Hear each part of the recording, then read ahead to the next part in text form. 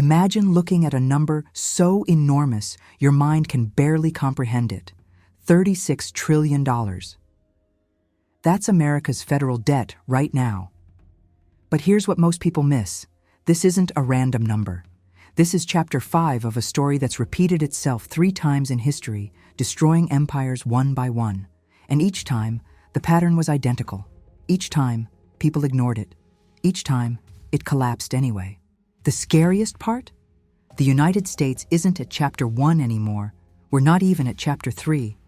We're at chapter 5, the point where previous civilizations started showing cracks that turned into earthquakes.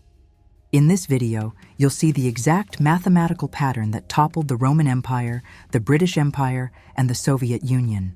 You'll see how the US is walking the same path step by step. And you'll understand why 2026 might be the year everything shifts. So before we dive deeper, drop a comment. What country are you watching from right now? And which stage do you think your economy is at? I'm going to be monitoring geographic patterns. Your location matters for understanding this. The 7-stage collapse pattern, the universal law. Nobody wants to acknowledge, historians rarely like admitting this, economists even less. But the data is undeniable.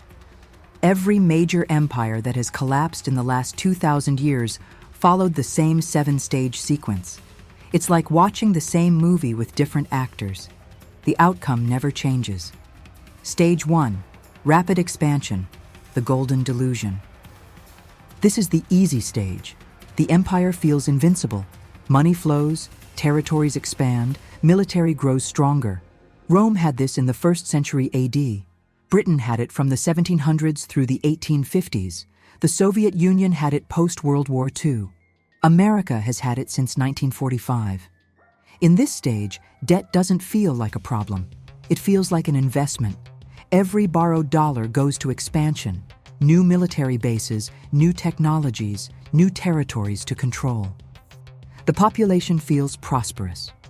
Most historians later call this the glory days. But here's what nobody sees during expansion. The mathematics is already shifting. Every dollar borrowed requires $1 plus interest to repay. The system works fine when the expansion keeps outpacing the debt service. The moment expansion slows down, the whole machine seizes. Stage 2, currency debasement, the hidden tax. When expansion isn't enough to cover promises anymore, governments do what they always do. They debase the currency. This is the oldest trick in the playbook, and it always starts quietly. In Rome, this happened gradually. The denarius began with 95% silver. By the time of Emperor Caracalla, 215 AD, it was down to 5%. People didn't feel it happening because it was slow. They still held denarii. They just noticed prices kept going up. Britain's pound sterling was backed by gold for centuries. This sounded secure. It wasn't. Once the gold backing became inconvenient, it was abandoned. The pound lost 90% of its purchasing power in 70 years. The Soviet ruble followed the same trajectory. By the late 1980s, the ruble was so debased that black markets became the real economy. Official currency meant nothing. And the US dollar? Let's look at the data. 1971, US abandons the gold standard. The dollar was free to float. 1971, 2025. The dollar has lost over 86% of its purchasing power. 2020, 2021. 1/5 of all dollars in existence were created in 24 months. 2022, 2025, another $5 trillion printed, even as inflation supposedly peaked. Money printing accelerated right before every collapse in recorded history. It's not a coincidence, it's a pattern. In your city, you felt this. A cup of coffee that cost $2 now costs $5. Rent doubled in a decade. A median house, which took 3 years of average income to buy in 1990, now takes 10 to 12 years. This isn't because you're earning less. This is because the money is worth less. This is stage 2 playing out in real time. Comment below. What's one thing that shocked you most with its price increase in the past 3 years? For me, I'd like to know. Has your local rent or housing doubled? Stage 3, the debt spiral, the math that can't be beaten. Once debasement starts, here's what happens. The government needs to borrow more money just to pay interest on old debt. This creates a spiral that mathematicians have modeled for centuries. It's not theory, it's arithmetic.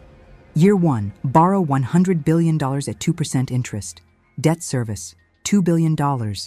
Year 2, national revenue is down due to debasement, inflation, slower growth. Borrow another $110 billion to fund the deficit and pay last year's interest. Total debt, $210 billion.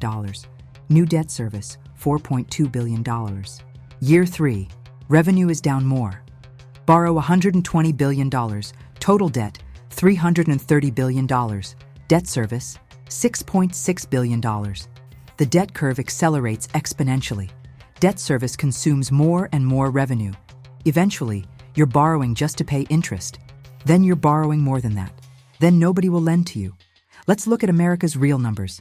2000, $5.6 trillion in debt.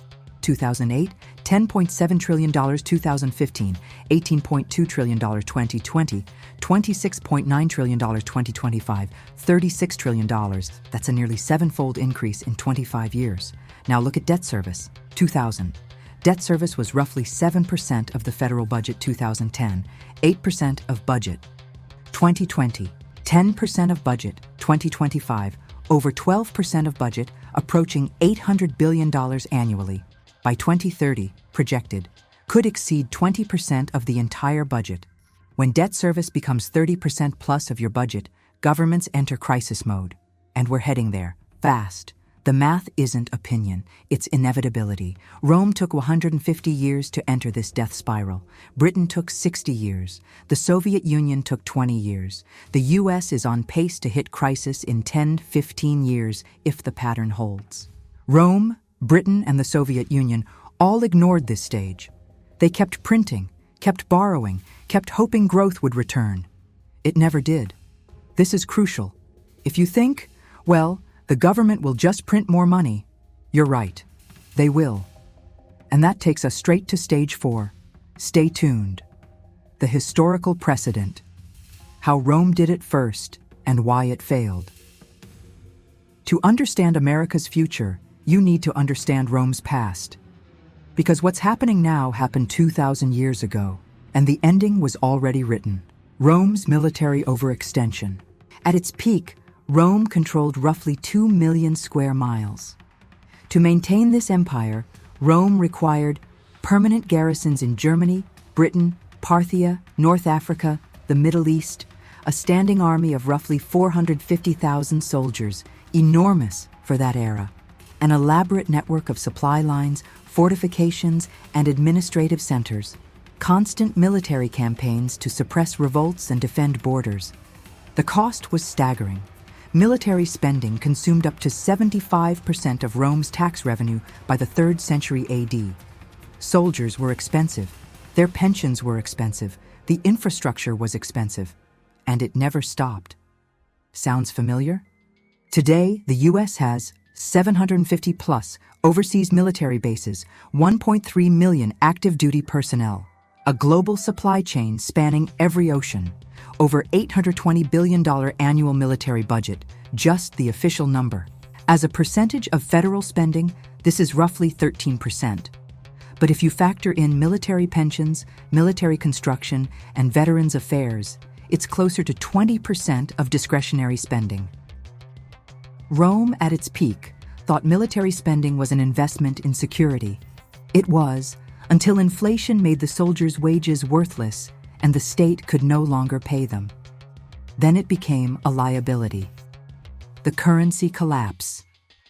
Here's where Rome's story becomes your story. In 100 AD, the Roman denarius contained roughly 95 grams of silver and was 95% pure silver. Soldiers were paid in denarii. This made sense.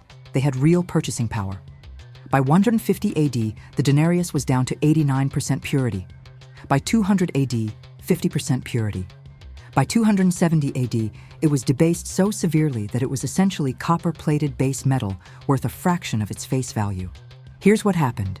Instead of raising taxes, which would cause revolt, the government simply reduced the silver content. People still used denarii because they had to, but prices immediately adjusted upward. Vendors knew the coins were worth less, so they demanded more coins for the same goods. Soldiers noticed immediately. Their pay in denarii bought less food, so the government paid them in slightly more debased coins. This happened year after year after year. By the end, soldiers' salaries, in nominal terms, had tripled, but their real purchasing power had dropped by 2/3. Sound like what happens when wages lag inflation? The population of Rome eventually stopped accepting government currency for major transactions. They switched to barter, to foreign currency, to whatever had intrinsic value. The government's ability to control the economy evaporated. This is stage 2 and stage 3 combined, and it always leads to stage 4. What comes next? The inflation bomb.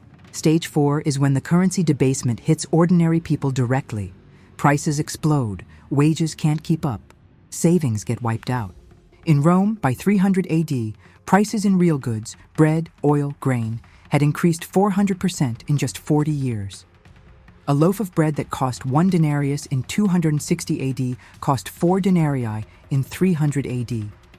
But soldiers' salaries, while nominally higher, didn't keep pace with real inflation. Ordinary people were crushed. Small businesses couldn't raise prices fast enough to stay profitable. Savers were wiped out. The middle class, the tax base that funded the government, saw their real wealth evaporate. Britain experienced this in the 1970s. Inflation hit 25% in some years. Savings accounts became death traps. You were losing money just by holding cash. People rushed to buy anything tangible: real estate, gold, foreign currency. Money velocity skyrocketed. People spent faster because the money was dying, and prices went parabolic. The Soviet Union in the late 1980s saw prices increase tenfold in the final years. By 1991, the ruble was practically worthless. A month's salary couldn't buy groceries. The US experienced this in the 1970s as well. Inflation hit 14% in 1980, but it's been quiet since, until recently. From 2020 to 2023, food prices, plus 25%, energy prices, plus 145%, some areas higher, housing, plus 130%, healthcare, plus 115% rent, plus 25%, that's 45% in just 3 years. At that rate, prices double every 3 to 5 years. This is stage 4 beginning. In the comments, tell me, what's been the biggest price shock for you personally? Has it changed how you spend? Stage 5, social discontent, when the system breaks. Inside, you've seen how empires follow a mathematical pattern: expansion, currency debasement, debt spiral, inflation. By stage 4, ordinary people are suffering. By stage 5, they stop accepting the narrative. Stage 5 is where trust dies. It's when governments lose legitimacy in the eyes of the population. And it's the stage America is now entering. Every empire that reached stage 5 showed identical symptoms: mass protests and riots, political polarization reaching extremes, loss of faith in institutions, rise of populist movements, left and right, strikes and labor unrest, brain drain, educated people leaving, underground economies flourishing. Rome in the 3rd century, Britain in the 1930s, 40s, the Soviet Union in the 1980s, and right now, America. Let's look at real numbers. These aren't opinions, they're measurements. Government trust. 1964, 77% of Americans trusted the federal government to do the right thing. 1980, 27% after stagflation in Vietnam. 2000, 52%, temporary recovery. 2024, 16%. We're at levels lower than during Watergate, lower than during the Great Depression. This is the lowest recorded trust in American government in polling history. In Rome, by the time the government lost majority support, collapse was roughly 20-30 years away. In Britain, it was 15 to 20 years. In the Soviet Union, it was 3 to 5 years. Trust in media. 1980, 72% trusted media to report the news fairly. 2000, 54%. 2024, 31%. When people stop trusting information sources, they retreat into tribal sources: social media, in-groups, alternative narratives. This is exactly what happened in Rome's late period. Fragmentation of information led to fragmentation of society. Trust in financial system, post-2008 crisis. Banks hit single-digit trust ratings in some polls. 2024. Only 28% of Americans trust banks to act in their interest. Federal Reserve favorability down to 27%, lowest ever recorded. When people stop trusting the currency issuing authority, currency crises become possible. This is how the ruble collapsed. This is how the pound sterling lost reserve status. And this is what precedes dollar shift scenarios. Trust in healthcare, education, law enforcement. All hitting 30-year lows across the board. Every major institution is below 40% trust. This is the signature of Stage 5. Drop in the comments. Which institution has lost your trust the most in the past 5 years? What specifically broke that trust for you? The visible signs: unrest, protests, political extremism, protest activity. Rome's late period was marked by bread riots, gladiator revolts, and slave uprisings. Britain's 1930s saw the Jarrow March and massive labor strikes. The Soviet Union in 1989 saw the fall of the Berlin Wall and independence movements across satellite states. America in 2020-2025. Largest protest movement in U.S. history, 2020. Estimated 26 million participants across racial justice protests. Repeat large-scale demonstrations annually on housing, healthcare, working conditions. Protest frequency. According to tracking data, protest events have increased roughly 300% since 2012. Geographic spread. Protests happening simultaneously in 50-plus cities. This is normal for Stage 5. When the system isn't working, people take to the streets. Political polarization. 1994, 27% of Democrats viewed Republicans as a threat to America. 20% of Republicans viewed Democrats the same way. 2024, 72% of Democrats view Republicans as a threat. 71% of Republicans view Democrats as a threat. This is tribal breakdown. This is the loss of shared reality. Rome had it in the dominate period. Britain had it leading into WO2's era political breakdown. The Soviet Union had it in the years before 1991.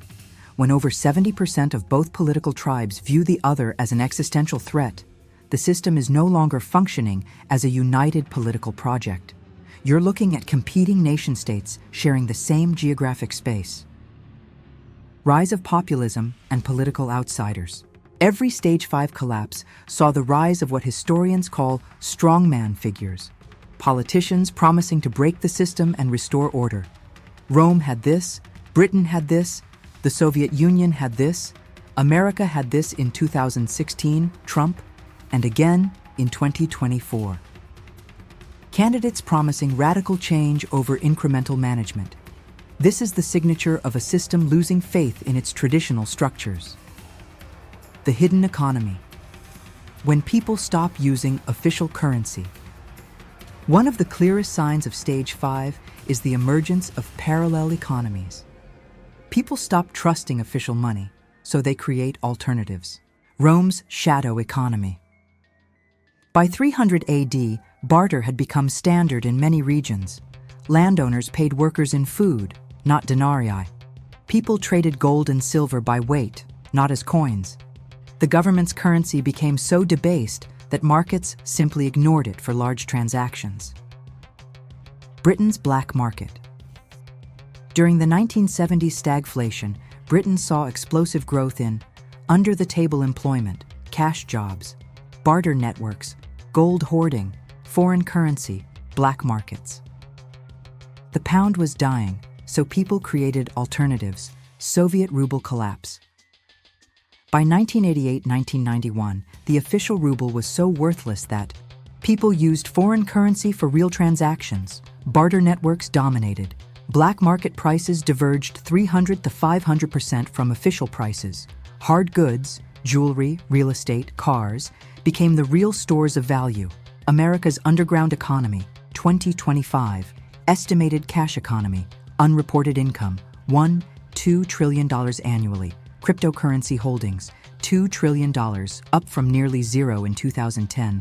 Precious metals market, $400+ billion annually, foreign currency speculation, orders of magnitude higher. People aren't overtly abandoning the dollar yet, but they're hedging. They're building alternatives. They're reducing their exposure to government currency in ways the previous generation didn't. This is stage 5 behavior. If you're watching from a country that's already experienced currency collapse, comment below. What was the first sign for you that the currency was losing value? Did your country create alternatives? The wealth inequality bomb. A feature of every stage 5 collapse. Extreme wealth concentration combined with mass poverty. This creates instability. 1980, top 1% owned 8% of U.S. wealth. 2024, top 1% owns 37% of U.S. wealth simultaneously. 1980, median house price was 3x median income. 2024, median house price is 12x median income in most metros. The middle class is being squeezed out. Wealth concentration accelerates. And history shows, when wealth gets too concentrated, stage 5 becomes stage 6 very quickly. Rome under the later emperors saw similar dynamics. Senators and elites owned 60% plus of land. The middle class evaporated, the tax base collapsed, the system became unsustainable. Britain's 1930s saw similar wealth gaps, which partly triggered the political upheaval. The Soviet Union in the 1980s saw nomenklatura, Communist Party elite, accumulating massive wealth while ordinary people stood in breadlines. This contradiction, official equality rhetoric with actual massive inequality, shattered belief in the system. America's contradiction is different. We celebrate the wealthy while ordinary people can't afford housing. We preach opportunity while inheritance wealth dominates. This cognitive dissonance is a stage 5 indicator. The brain drain, educated people leaving. One of the most overlooked signs of stage 5 is emigration of skilled workers. Rome lost educated people to safer provinces. Britain lost people to the dominions and America during economic decline. The Soviet Union lost dissidents and educated workers to the West. America is beginning to see this. Visa applications for skilled Americans working abroad, up 50% since 2015. Passport applications, up 70% since 2019. Expat communities, growing in UAE, Portugal, Mexico, Singapore. Tech talent, significant emigration to other countries, and remote work arrangements. This matters because educated workers are productive. When they leave, tax base shrinks. When a system shows signs of collapse, the people with options leave first. This accelerates decline. When stage 5 hits hard. What separates stage 5 from stage 6 is a single moment, a trigger event. Something that pushes the system from people are unhappy to institutions are breaking. For Rome, it was the 3rd century plague and military disasters that made people realize the government couldn't protect them.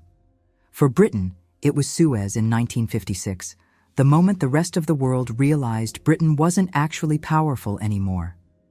For the Soviet Union, it was the fall of the Berlin Wall, the moment when the system's authority visibly crumbled. For America, that trigger event hasn't happened yet. But the conditions are all in place. The trust is gone. The debt is unsustainable. The inequality is extreme. The political system is paralyzed. We're waiting for the match.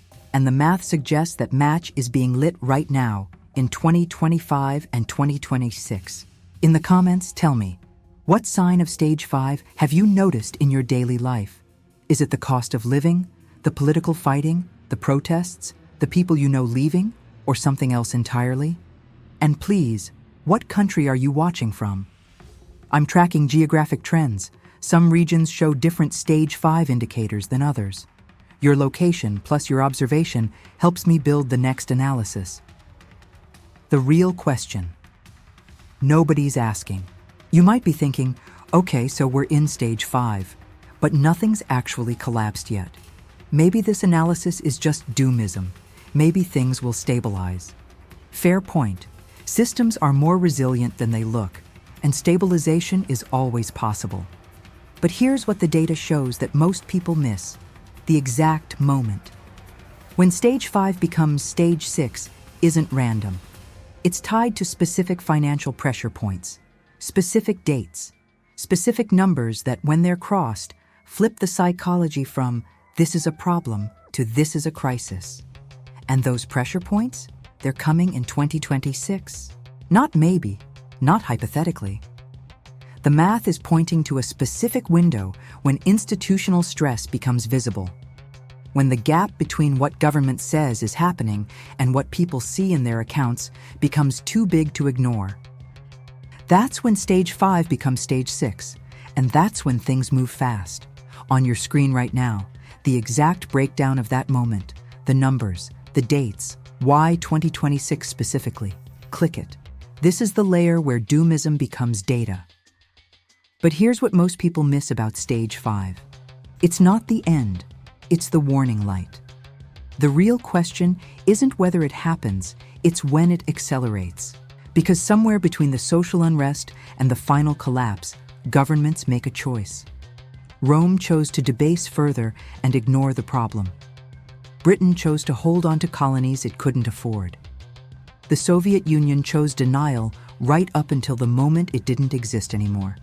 And America? We're at the exact moment where that choice gets made. Stage 6. Institutional breakdown, when systems stop working. If stage 5 is when people lose faith, stage 6 is when the institutions themselves fracture. This looks different depending on the empire, but the pattern is identical. What happens in stage 6? The currency becomes unreliable Rome. The denarius became so debased that it stopped functioning as a medium of exchange. People refused it. Barter took over. Government couldn't collect taxes in currency anymore because nobody wanted it. Britain. The pound sterling lost confidence internationally. Capital fled. Foreign reserves dropped. The government had to institute capital controls. You literally couldn't move money out of the country. Soviet Union. The ruble became a joke. Official exchange rates didn't match black market rates by factors of 100 plus. Eventually, you needed permits just to own foreign currency. America, early warning signs. The dollar is facing its first real competition since 1971. Cryptocurrencies, foreign currencies, gold, people are hedging. The Fed is losing messaging control. International settlement systems are starting to bypass dollars. Markets seize up. When institutional confidence breaks, credit markets freeze. Suddenly, banks won't lend to each other. Companies can't finance operations. People can't get loans. The system that runs on credit grinds to a halt. Britain experienced this during the 1970s crisis. The Soviet Union experienced this constantly in its final decade. And America? We've seen previews in 2008 and 2020 when credit markets froze briefly.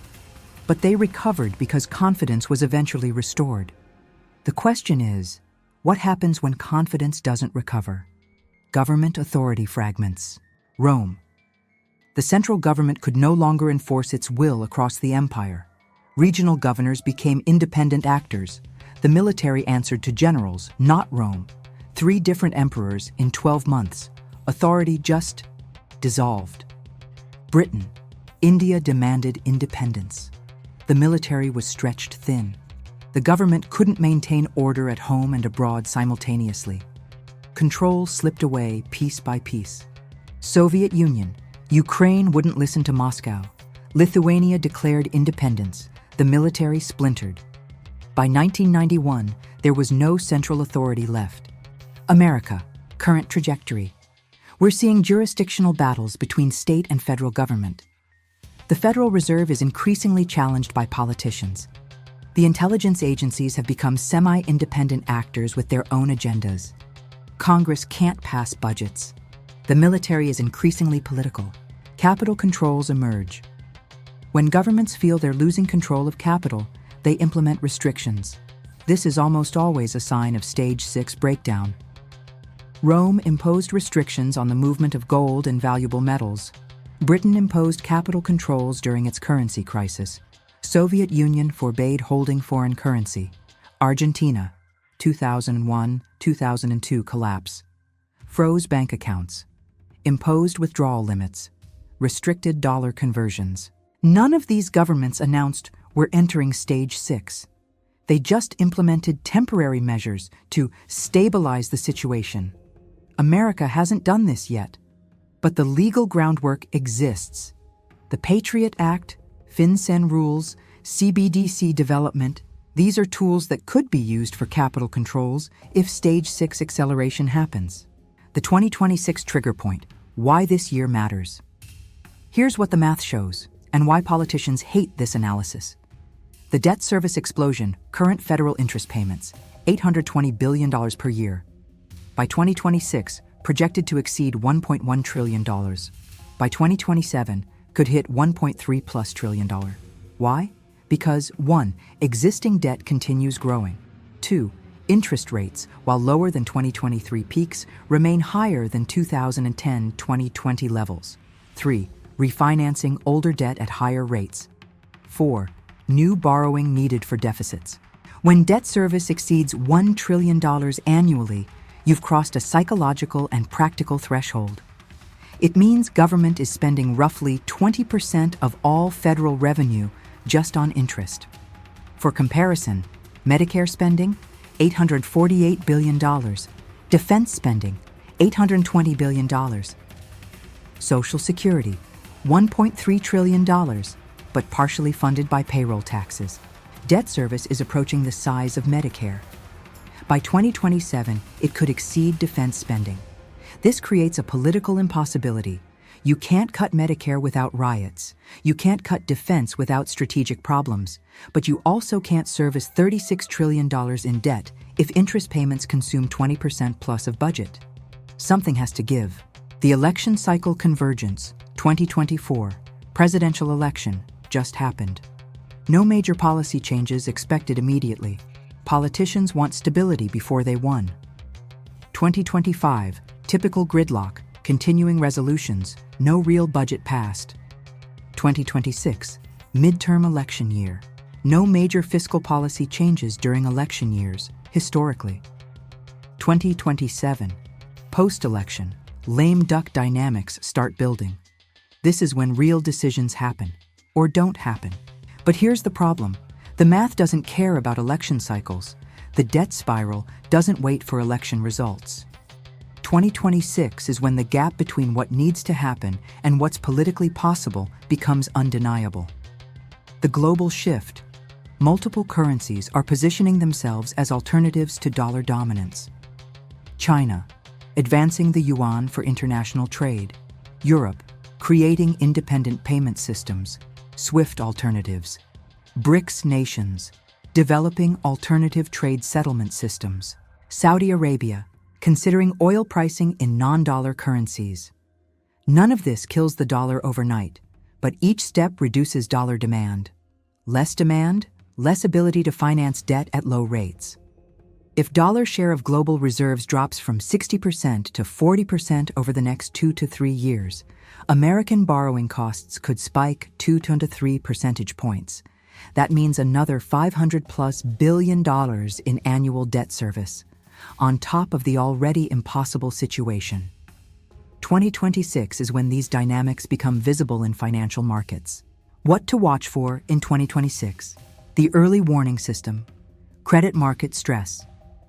In 2025 to 26, watch for government bond yields spiking, 10-year Treasury yields above 4 to 5%, credit spreads widening, riskier bonds trading at much higher rates, junk bond market freezing, high-yield issuance declining, bank balance sheets coming under scrutiny.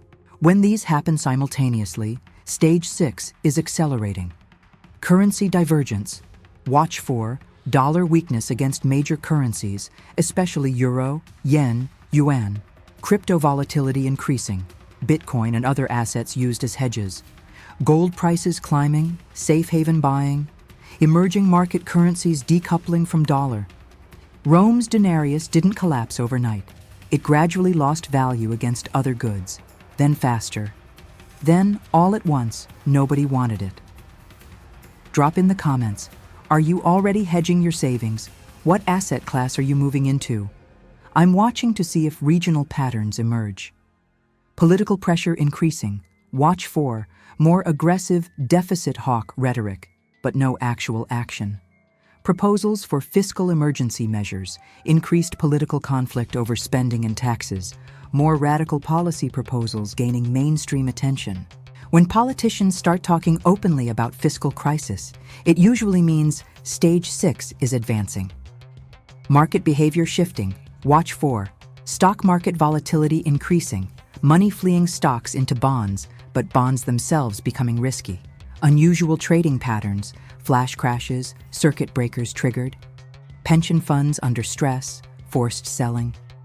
Markets don't move smoothly through collapses.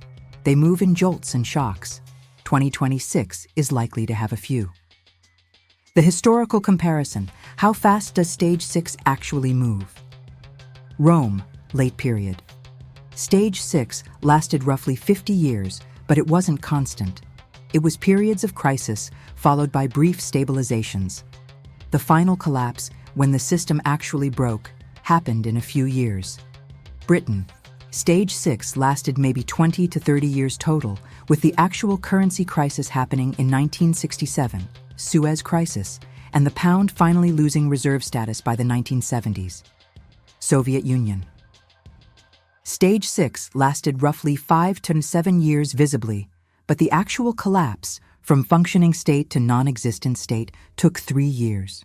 The pattern: long buildup, sudden acceleration, then collapse. America could follow any of these timelines, but the math suggests if 2026 sees real debt service stress and capital markets start questioning dollar sustainability, you could see significant movement within 3 to 5 years. That means 2026-2031 is the critical window. What this means for you: 3 scenarios. Scenario 1, soft landing, 30% probability. Government implements serious fiscal reforms, taxes increase, spending decreases, growth accelerates. Stage 6 is managed, and the system stabilizes. This has happened before, post-Reagan in the 1990s, for example. But it requires political will that's currently absent. Scenario 2, managed decline, 50% probability. The government muddies through. It prints more money, devalues the currency slowly, but maintains basic system functionality. Stage 6 is extended but not catastrophic. This happened in Britain. Long-term decline, loss of reserve status, but no revolution or collapse. Just becoming less powerful. Scenario 3, rapid breakdown, 20% probability. Capital loses confidence suddenly. Markets freeze. Government can't finance itself. Emergency measures implemented. Stage 7 begins rapidly. This happened in the Soviet Union and Argentina. It's the least likely but most dramatic scenario. Most likely, Scenario 2 unfolds over 2026-2030. Currency gradually weakens. Inflation creeps up. Standard of living declines for most people. Asset values in dollars decline, but real assets, real estate, commodities, foreign currency, hold value. This is why 2026 matters. It's when the market will start pricing in which scenario it believes. And that pricing in will determine your financial outcome. The unavoidable truth. You cannot stop a stage 5 to stage 6 transition if the math says you have to. Rome tried, Britain tried, the Soviet Union tried. None of them worked. What you can do is position accordingly. Understand which scenario is most likely. Move your resources accordingly. Tell people who might listen. This video was your warning signal. Not because I'm an alarmist, but because the pattern is mathematically real, historically precedented, and currently playing out. The empires that collapsed were run by intelligent people. They just didn't see the pattern or didn't believe it could happen to them. You now have the information. The next move is yours. In the comments, what's your take? Do you think America is in stage 5, stage 6, or somewhere earlier? What's the one data point that convinced you? And where are you watching from? What stage is your economy at? I read the top comments and respond to strategic analysis. Your perspective matters for the next analysis. Where this leads.